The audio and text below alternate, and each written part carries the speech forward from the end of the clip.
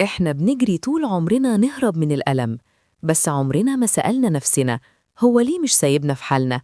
بنحاول نلغيه مش نفهمه، وبنعتبره ضعف، عيب، أو حاجة لازم تختفي. بس الحقيقة الألم مش مجرد شعور سلبي، الألم ليه دور، ولو ما فهمناهوش بيتحول لقيد بيمسك فينا ويشل حياتنا. من ناحية إحنا بنعمل المستحيل عشان نتجنبه، ومن ناحية تانية هو جزء من تكويننا كبشر. في تناقض غريب هنا، مش كده؟ تعالوا نشوفه.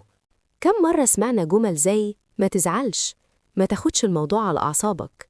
المجتمع دايما بيبعت لنا الرسالة دي، كأنه بيقول لنا إننا المفروض نكون روبوتات نلغي المشاعر دي خالص. بس السؤال الحقيقي هنا، هل ده ممكن أصلاً؟ هل ينفع نلغي جزء من إنسانيتنا؟ وهنا الصراع بيظهر بوضوح، كأن في صوتين جوه كل واحد فينا. وهنا نسأل سؤال مهم جدا بيطرح نفسه: إمتى الألم ده يبطل يكون مجرد شعور طبيعي ويتحول لحاجة بتشل حياتنا؟ الألم الطبيعي ده عامل زي إنك ماشي في الشارع وفجأة الدنيا تمطر عليك، شوية والمطر يقف، تنشف وتكمل طريقك. ده رد فعل مؤقت. المشكلة بتبدأ لما المطر ما يقفش، لما الألم يلف حوالينا زي السلسلة ويكبلنا. هنا بالظبط الألم بيتحول من شعور طبيعي لاضطراب بيشل حياتنا. النوع ده من الألم مدمر، ونقدر نسميه هنا الندم السلبي المدمر، والاسم لوحده يخض، مش كده؟ طيب معناه إيه؟ تخيلوا معايا شخص وقع في حفرة. المنطقي إنه يحاول يطلع، لكن اللي بيحصل إنه بدل ما يطلع يمسك فاس ويفضل يحفر لتحت أكتر، ويجلد نفسه طول الوقت عشان إنه وقع من الأساس. دي بالظبط دايرة الندم المدمر، دايرة مقفولة من جلد الذات. لحد دلوقتي إحنا بنتكلم عن الألم باعتباره مشكلة، بس ماذا لو إحنا باصين للموضوع من زاوية غلط؟ ماذا لو الألم مش مجرد شعور سلبي لازم نخلص منه؟ لأ، ده ليه هدف. خلينا نبص على الخطوات دي. أولاً، نعيش الحياة ونجرب. طبيعي نغلط، والغلط بيوجع، بيسبب ألم. لحد هنا كل ده عادي ومتوقع. النقلة الحقيقية والسحر كله بيحصل في الخطوتين اللي بعد كده، لما الغلطة تخلينا نقف ونفهم، ومن الفهم نوصل للتعلم.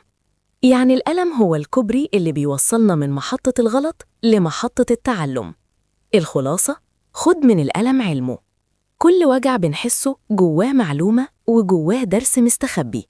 فالمهم مش إننا نهرب من الألم، المهم إننا نعرف إزاي نستخرج الكنز اللي مستخبي جواه.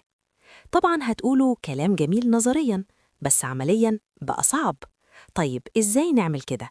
إزاي نحول الوجع لدرس نستفيد منه؟ هنا هنبدأ بفكرة بسيطة، إن الندم له وشين زي العملة المعدنية، وش وظهر. الوش الأول الندم السلبي، الجانب المظلم، دايرة يا ريتني ما عملت، جلد ذات، وإعادة المشهد المؤلم 1000 مرة، وفي الآخر ولا حاجة.